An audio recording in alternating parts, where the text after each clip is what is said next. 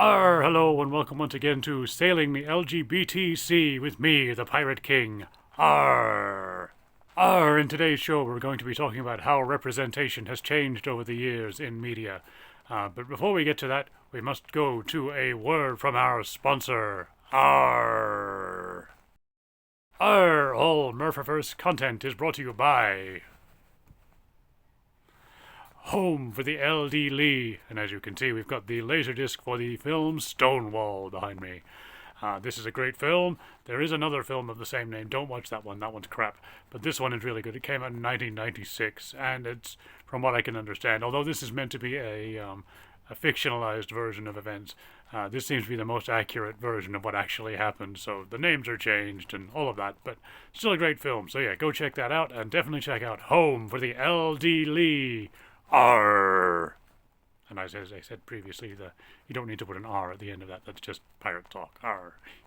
R. So you're probably wondering why the Pirate King is the one who talks about all the LGBT stuff on this channel. Well, it's because pirates are almost all bisexual. I am myself, as is my lovely girlfriend, who's also transgender. That is AJ, who is popping up behind me now. Hey, darling. After the show, okay.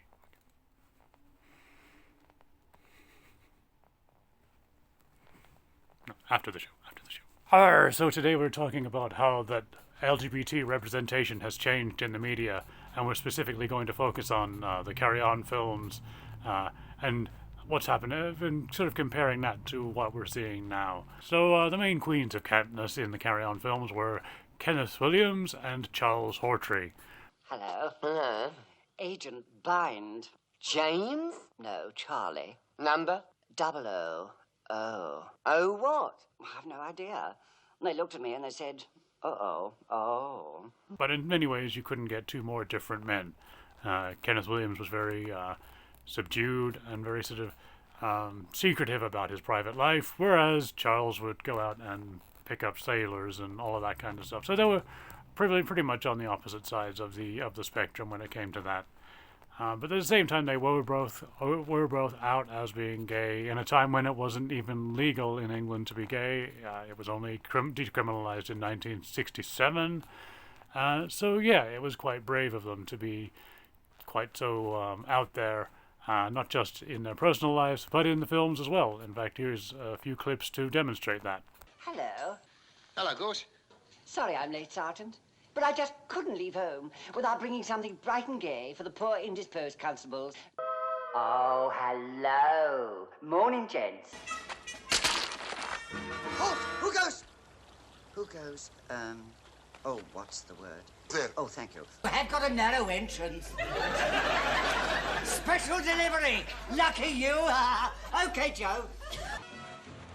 Oh, hello. I was looking for a man who I was following. Really? Well, in that case, sir, I think you better come along with me. No, Oh, hello. But surely you must have had it before. No, I've never had it. Never had it. I've never had it. Never had time to have it. Slight bruising, certainly, yes. No bleeding, good. Just like the service round here. Did that hurt? Of course it did. Good.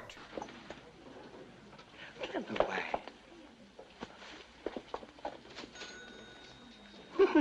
Do you know, I haven't done this since I was in the army, at a camp concert. This is no laughing matter, Gorse. I say, you mustn't call me that. Not when we're on special duty. Oh, yes. Well, Agatha, then. Thank you. And I shall call you, now let me see. Call me Ethel. It was my grandma's name. Oh, if Grandmama could see you now, she'd be so proud. Well, to work. To work. Outside of the Carry On films, Kenneth Williams was also in a show called Round the Horn, which was a radio show which started in the 50s and ran through the 60s. And this was an incredibly popular radio show on the BBC at the time. And two of the most popular recurring characters on there was Julian and Sandy. Julian was played by Hugh Paddock, and Sandy was the aforementioned Kenneth Williams. And this was at a time when it was still illegal to be gay, and they were very much an openly gay couple, talking in Polari. Julian and Sandy were perhaps the first gay people that most people had ever met, albeit on the radio. So when you're laughing with someone rather than at someone, they're less dangerous and no threat to you. This was groundbreaking stuff, but if you listen carefully, there's even more going on with Julian and Sandy than first meets the ear. Ohmies and Palones of the jury.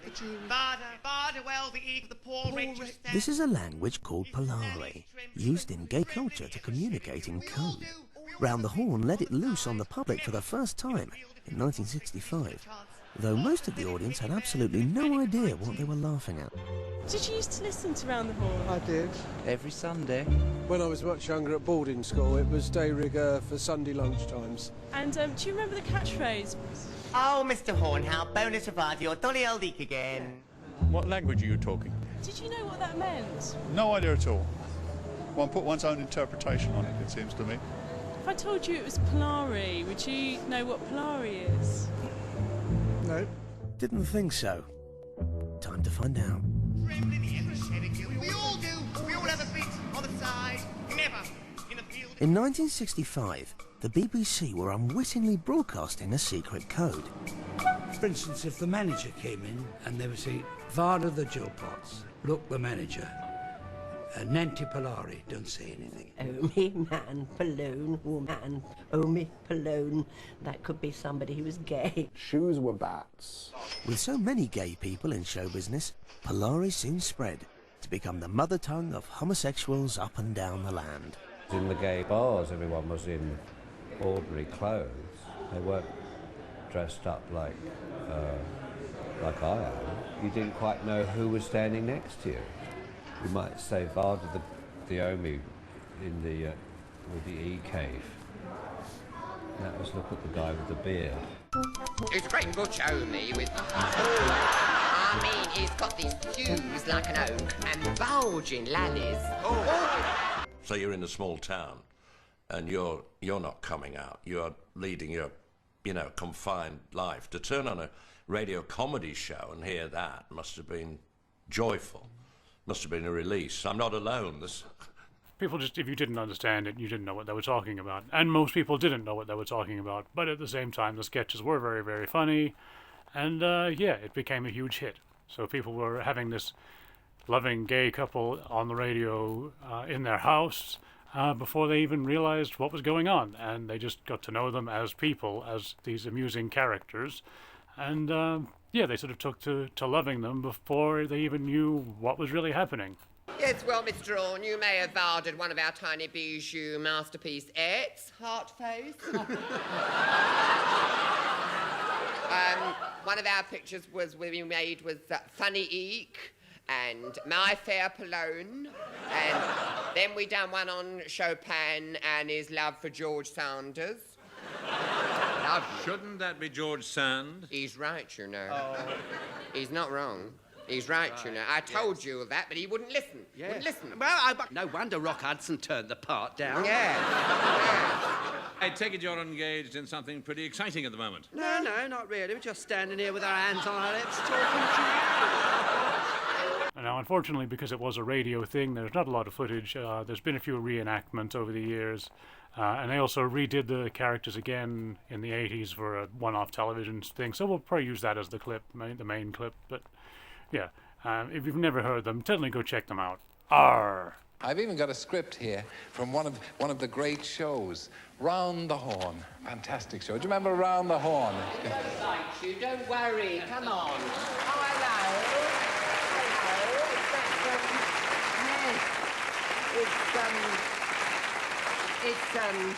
It's Mr. Woggan. Mr. Woggan. Yeah. Oh, it's Bona to Varda, your dolly oldie. Who are you? Who are we? Tell him. Tell him who we are. Hello, I'm Julian. This is my friend Sandy. Oh, hello. Bona.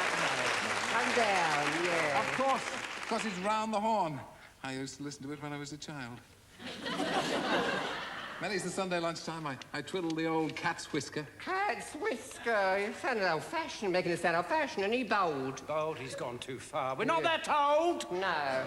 Mind you, we're not in the first flush. No, he hasn't flushed for years, have you? No, he hasn't. No, I like to keep myself to myself. He's become quite withdrawn, haven't you? Withdrawn. We haven't heard you on the air for some time. No. What have you been doing with this? Well, to tell the truth, we have been rather quiet lately. I mean, after we retired from show business, we decided to go up Portugal. Portugal, the Algarve, Albufeira. And same to you.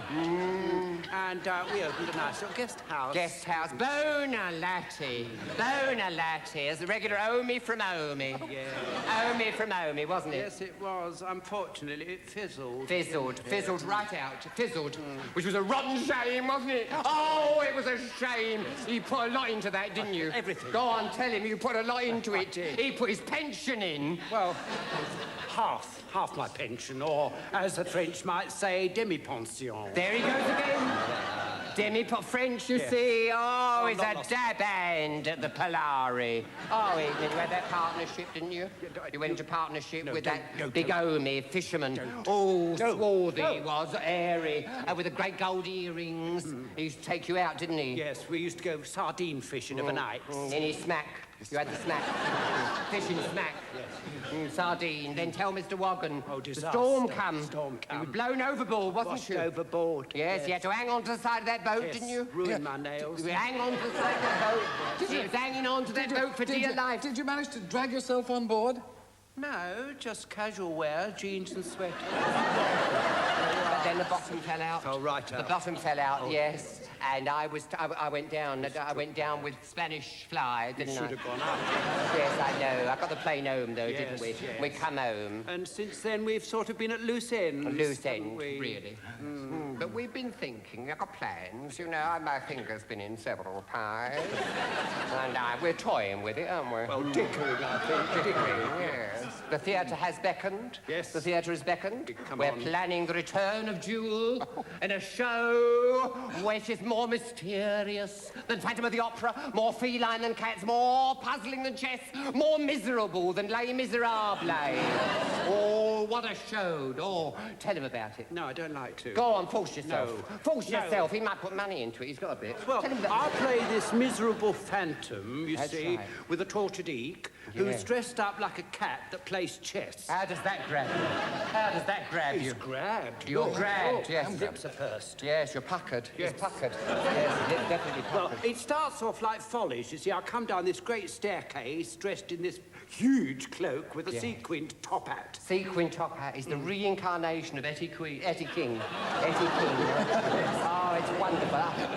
Half man, half beast, half cut. Oh, it's incredible, isn't it? His soul calls out, his soul, doesn't it? And he half moans and half croons this fabulous lament. Try to do it. Tell him.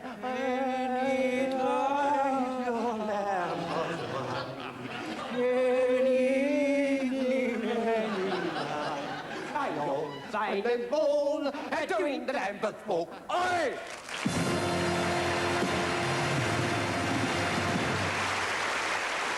So, well, this could be quite outrageous, and Kenneth Williams could be outrageous when he wanted to.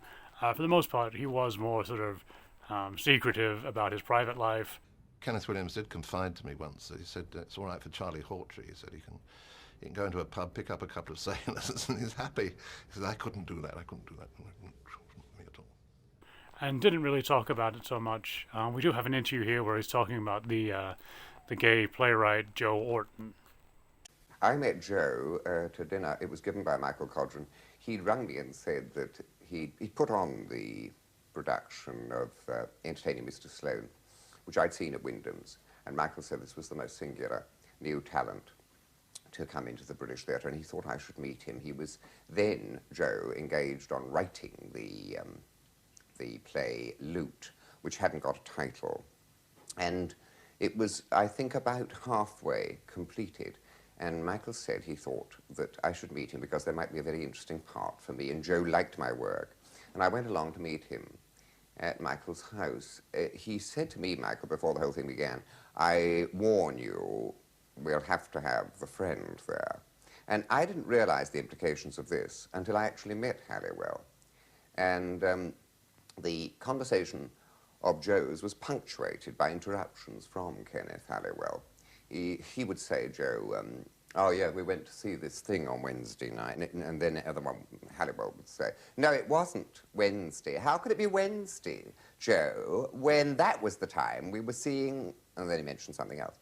And so Joe said, oh, no, it wasn't. It was Tuesday. That's right, Tuesday. Yes, it was Tuesday. Yes, anyway, we went there Tuesday. Got there about 7. And then Halliwell, no, it wasn't 7. How could it have been 7? We didn't leave the house. And I found this aggravating and extremely annoying. And I remember saying to Joe afterwards, at some juncture when we were alone, that endless correction, it's almost shrewish, wife-like business, must irk you. And he said, oh, no, it's all right, I'm quite used to it. No, it's all right. No, he's got a thing about accuracy. And that was true because the editing mind of Halliwell, which was very much in evidence when you came to things like rewrites, they both got a tremendous kick out of, and they were very funny, those letters. He wrote to the vicar and said, you know, can we have the church hall as Edna Wellthorpe, because he said they wanted to mount their controversial plea for homosexual tolerance entitled Nelson Was a Nance. And we know that the vicar would sometimes let the church hall for nothing, worthy causes. And they got her an irate letter back saying, on the contrary, I can't possibly permit the church hall to be used for that purpose, and I don't approve either of the lampooning of a national hero. And so they wrote again and said, oh, come, surely the church, of all people, should take a merciful view. Went on and on about, you know, everyone should be understanding about these queens. And then another letter came back saying, I'm sorry, no, I don't share your views. And then he wrote again as Mrs. Wellthorpe saying, doubtless you read of my daughter Edna's demise as she's passed away, and I found in a cupboard under the stairs a voluminous amount of correspondence dealing with her work with the Spectre amateur players, the Spectre group they were called, mounting her controversial play, Nelson Was a Nance, and could we have the church hall? And this went on and on again, and the vicar wrote back and said, no, he had not read of the demise, and he was very sorry to hear about Edna passing away, but he couldn't help feeling that she'd got in with the wrong set, which I thought was a riot. That was terribly funny. And they read these things back, and they kept carbons of their originals, and these all were read back, and they did the voices, you know, reading about, oh, I don't agree at all, and they were doing all these acts, you see, and they were writing as though Edna Wellthorpe, oh, dear vicar, I feel... And, of course, you did laugh uproariously at it. I mean, I know from all my conversations with him that he deplored what he regarded as hypocritical the nature of the established English view of homosexuality. Yes, he regarded that as totally hypocritical and maintained that they would turn a blind eye to all kinds of situations if it suited them. He thought that was evil. Ironically, of course, it is that very combination that does in turn destroy him, because there's no question about it. It is a homosexual entanglement that does destroy Joe. There's no question about that. I mean, Halliwell's jealousy, I mean, his letter at the end says the answer to this can be found in the diaries. And the diaries of Joe were entirely accounts of promiscuous sex, which Halliwell found a continual threat. By the 1970s, homosexuality was no longer illegal, and so you could have more out there and more overt portrayals of it. A classic example of this is Mr. Humphreys in the show Are You Being Served?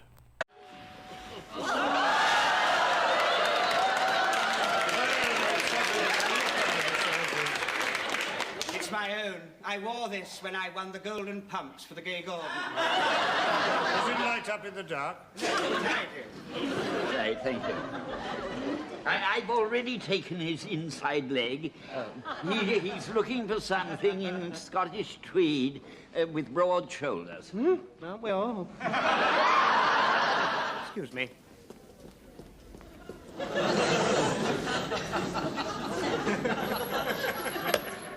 Are you free, Mr. Granger? Be just where you are.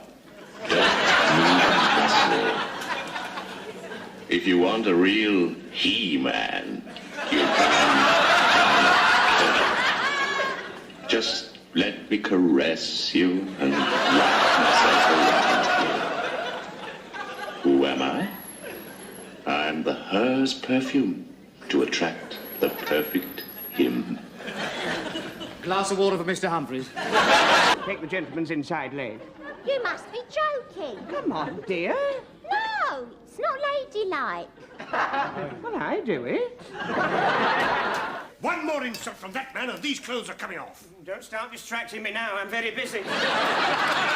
Oh, it's the masked stranger. Take my body, but leave my jewels alone. Good morning, Mr. Humphreys. I withdraw the offer. I wonder where the doctor is. He's probably still looking at Miss Brahm's leg, no doubt. Yes. I shall be giving a second opinion on that myself later on. You're all the same. Humphreys, are you free? I'm busy pricing my ties, Captain Peacock. The gentleman wishes to try on a dress. I'm free.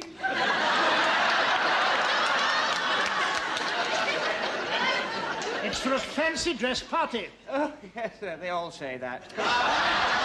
I was escorted home in a police car for my own safety. Ah, what an anticlimax. Well, not really. One of them stayed for sherry and showed me how his handcuffs worked. There you are. You can do anything you like with him.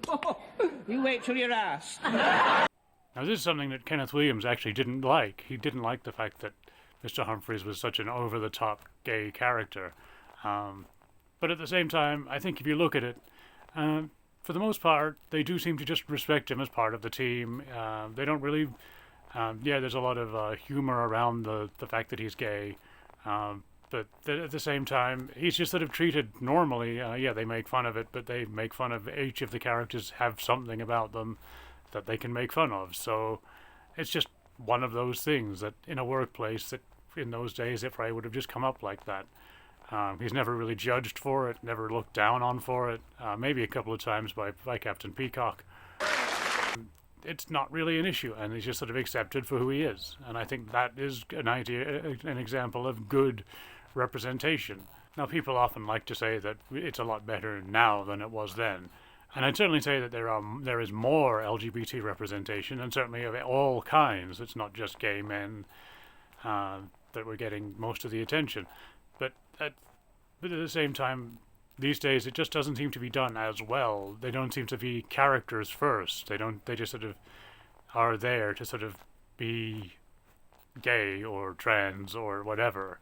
The most recent series of Doctor Who has come into a lot of controversy for that. And Doctor Who was always a very camp show. There'd always been sort of hinted at characters that might have been gay or whatever. But at the same time, they were characters first. They built up whoever they were, like Mike Yates, for example. It was sort of implied a few times, and they did later make it explicit in sort of audio adventures and that sort of thing.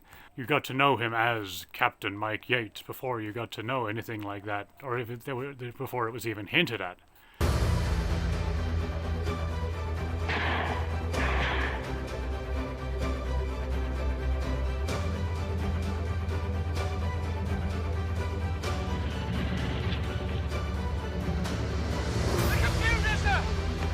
Greyhound to Chapter 1. How do you read me? Over.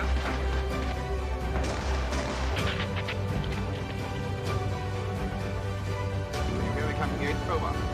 Mike, can you hear me?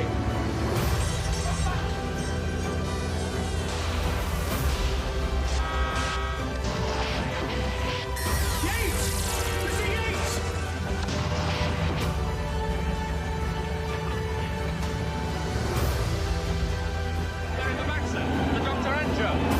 Look, Doctor, he really does need you. So why are we running away? We're not. Right, Silence. Get a shift on. I want to get out of here. Fancy a dance, Brigadier? It's kind of you, Captain Yates. I'm rather behind. Can we say one word?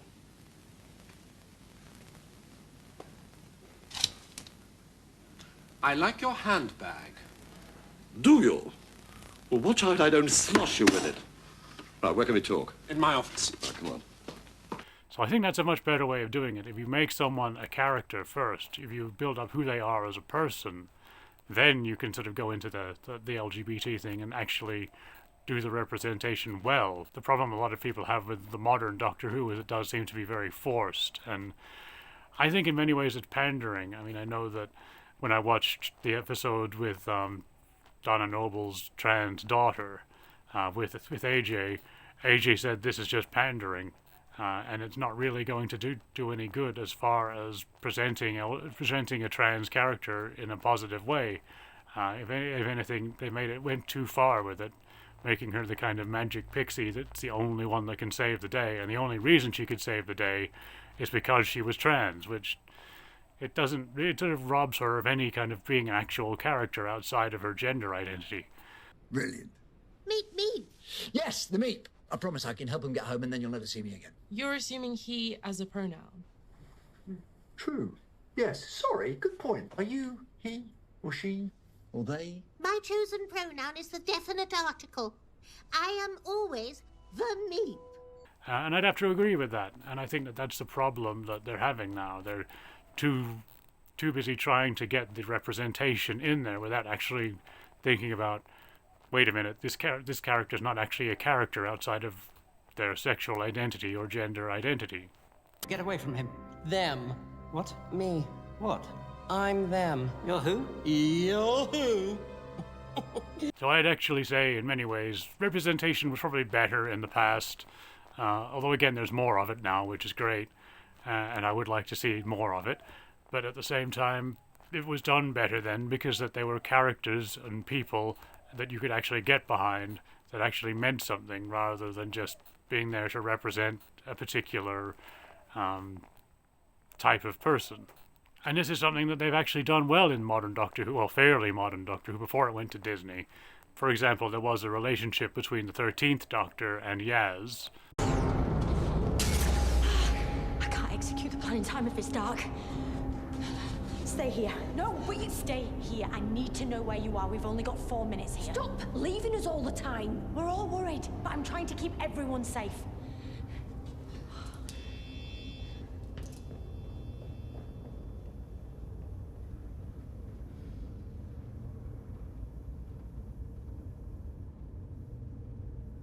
Have you ever told her? Told her what? How you feel about her? I don't know what you mean. Yeah, you do.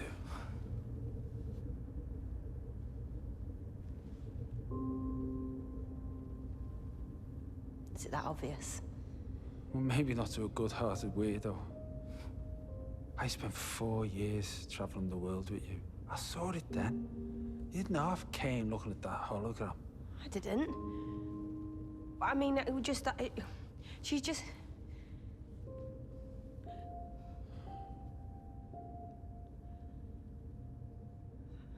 I don't know what to do, Dan. And that scene was towards the end of that run, so it had been building up. And you got to know them as characters and as people and what made them tick before you got to this revelation at the end, pretty much towards the last couple of episodes they did. Yeah, and I just felt that way it works better. It gives it more weight. And it doesn't come off just as pandering and trying to get a certain message across. Whereas now it's just the message, and the idea of actually being entertaining seems to be secondary, if not, or perhaps being even third or fourth when it comes to the level of importance. So my advice to anyone trying to write something with an LGBT character, be that gay or trans or bi or anything else, I would say work on the character first. Make sure that they're a well-rounded, well-built-up character within that world, and work on the world too. Don't just sort of plop this character in there as a sort of token gay or whatever. But anyway, that's enough of my ramblings for this particular episode of Sailing the LGBTC. Here's a few more clips from the Carry On films. Arr! Oh, how I hate these honest, law-abiding people. Why can't everyone be thoroughly horrid, like us? Would you be the master of the house? That's right, yes. I only asked because your butler informed us you were dead. You don't want to take any notice of him. A young lady has disappeared, and we're anxious to trace her whereabouts. Oh, whereabouts? Hereabouts. At 10 o'clock. Or thereabouts. In this vicinity. Or roundabouts. We're police officers. Or layabout. All very well for her to say, pull yourself together. But, I mean, look what happened to Dr. Frankenstein and Dr. Jekyll. I was at school with them, you know. Yes, they always pinched me pocket money. So the change did them good. Flying tonight! Splendid girl, and so helpful. Do you know she's been showing me how to stick the pole up? camp isn't the word for him. I don't know what it is. He's just from a strange, etiolated epicene quality that is was remarkable and very funny.